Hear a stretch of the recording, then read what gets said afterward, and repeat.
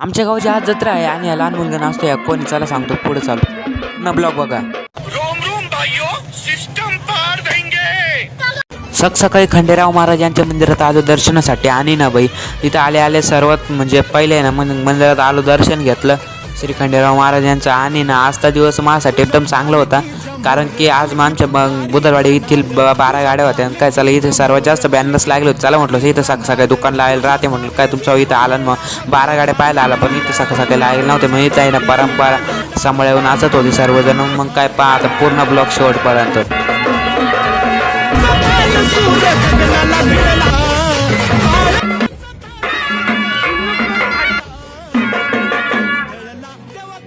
तुम्हाला प्रश्न पडला असेल तो मुलगा कोण होता लहान चला सांगतो तो अंकित आहे काळे यांचा मुलगा होता. तर पब्लिक एकदम अतिशय सुंदर डान्स करत होता.